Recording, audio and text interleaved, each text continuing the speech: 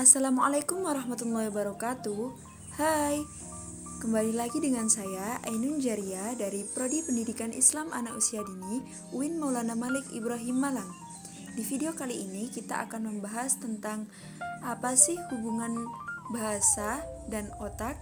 Langsung saja, sebelum mempelajari bagaimana hubungan bahasa dengan otak dalam neurolinguistik, akan lebih baik kita mengetahui apa itu bahasa.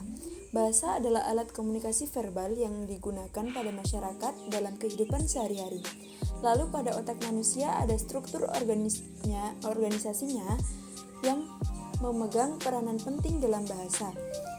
Lalu dalam otak terdapat belahan tengah yang memisahkan antara bagian kanan dan kiri. Bagian tengah ini disebut motor cortex. Posisi motor cortex ini berada di dekat daerah Broca agak ke belakang, yang memiliki fungsi untuk mengendalikan alat-alat ujaran seperti lidah, rahang, bibir, gigi, dan pita suara yang akan menjalankan sesuai apa yang diperintahkan oleh Broca. Lalu menurut Simanjuntak pada tahun 2009, Broca ini mengajukan 3 rumusan mengenai hubungan otak dengan bahasa. Yang pertama yakni artikulasi bahasa diproses dekonvolusi depan ketiga hemisfer kiri otak. Yang kedua, terdapat dominasi hemisfer kiri dalam artikulasi bahasa. Dan yang ketiga yakni memahami bahasa merupakan tugas kognitif yang berlainan dari memproduksi bahasa.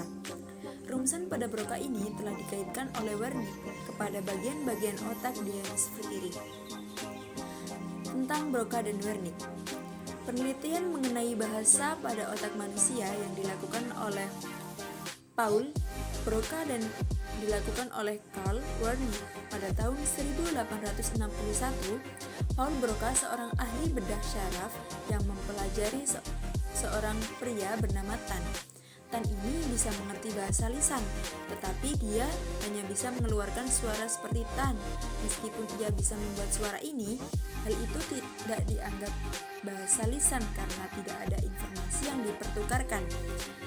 Ketika Tan meninggal, Paul Broca mempelajari otaknya dan menemukan lesi atau memar di bagian depan lobus temporal.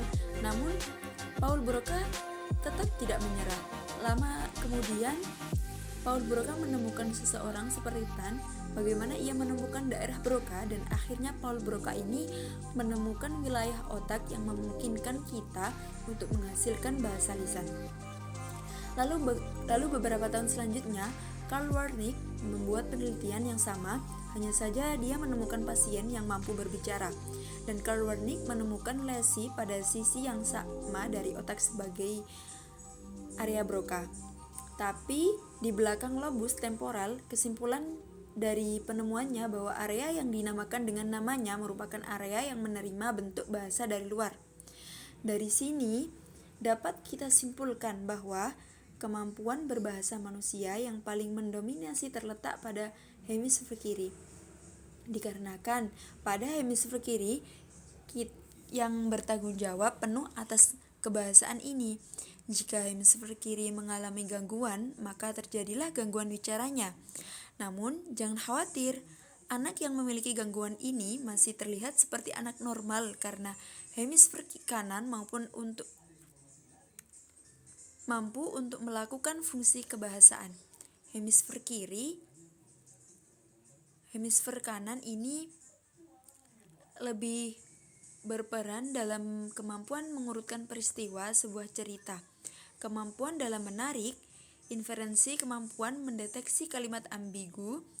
Jadi belajar bahasa untuk otak sangatlah penting dalam mengelola informasi yang efisien. Belajar bahasa asing meningkatkan potensi sel pada otak untuk memahami suatu secara cepat.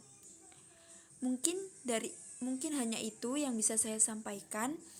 Apabila ada salah kata dan salah pengucapan, mohon maaf yang sebesar-besarnya dan mohon dimaklumi. Wassalamualaikum warahmatullahi wabarakatuh.